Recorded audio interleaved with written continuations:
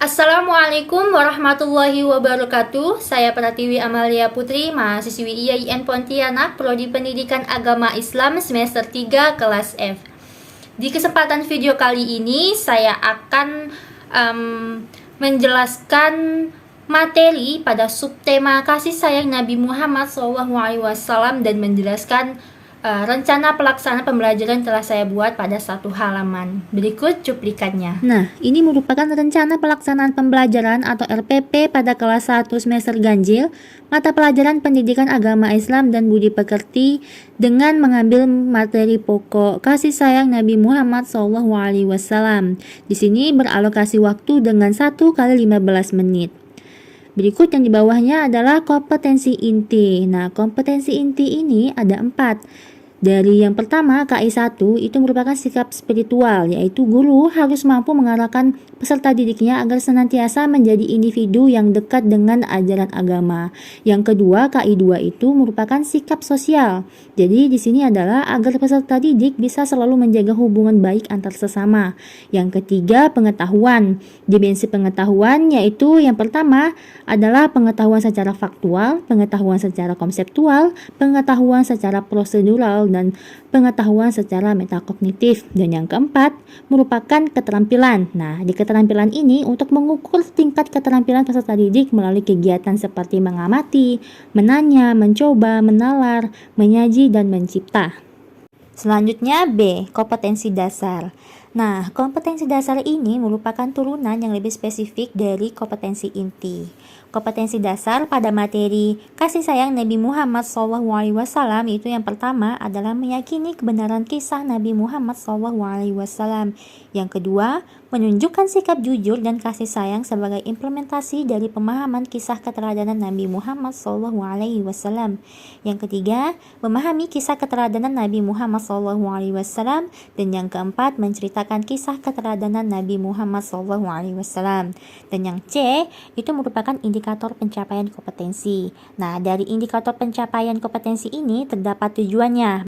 Tujuan pembelajaran dari materi kasih sayang Nabi Muhammad SAW itu ada 6. Yang pertama, peserta didik itu diharapkan meyakini kebenaran kisah Nabi Muhammad SAW. Yang kedua, dapat menunjukkan sikap kasih sayang. Dan yang ketiga, dapat menyebutkan sikap terpuji dari kisah keteladanan Nabi Muhammad SAW. Yang keempat, mampu menjelaskan sikap kasih sayang dari kisah keteladanan Nabi Muhammad SAW. Yang kelima, bisa menceritakan sikap terpuji dari kisah keteladanan Nabi Muhammad SAW. Dan yang keenam, mampu menceritakan kisah singkat dari keteladanan Nabi Muhammad SAW. Selanjutnya yang E itu merupakan gambar yang dimana nanti peserta didik diminta untuk memberikan pendapatnya terkait pada gambar tersebut.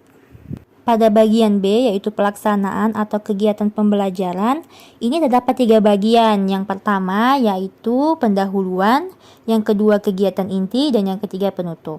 Pada pendahuluan ini, contohnya itu seperti guru memulai pembelajaran dengan mengucapkan salam, menanyakan kabar, dan berdoa bersama, serta pembukaan lainnya. Yang kedua, kegiatan inti. Nah, kegiatan inti ini diisi dengan pembahasan materi.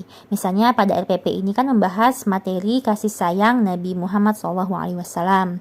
Selanjutnya pada bagian penutup ini diisi dengan seperti membuat kesimpulan dan juga guru mengucapkan salam atau melakukan doa bersama ketika hendak mengakhiri pembelajaran. Selanjutnya kita masuk pada penilaian pembelajaran. Nah, guru di sini terdapat beberapa penilaian yang harus dilakukan. Yaitu yang pertama, guru harus melakukan penilaian terhadap penilaian pengetahuan. Yang kedua, guru melakukan pengayaan. Yang ketiga, guru melakukan remedial. Nah, ini merupakan contoh dari pelaksanaan penilaian. Dan terakhir, terkait media dan alat seperti di kelas itu biasanya guru menggunakan media atau alat seperti papan tulis, spidol, penghapus, dan untuk penilaian itu bisa menggunakan lembar penilaian. Selanjutnya terkait sumber belajar, guru itu melakukan rujukan sumber belajar di buku guru, buku siswa, dan berbagai sumber lainnya seperti artikel, dan jurnal yang ada di internet. Nah, dari penjelasan rencana pelaksanaan pembelajaran tadi, saya juga ada melakukan praktik belajar mengajar di kelas bersama teman saya yang sesuai dengan pada rencana pelaksanaan pembelajaran telah saya jelaskan tadi. Berikut cuplikannya.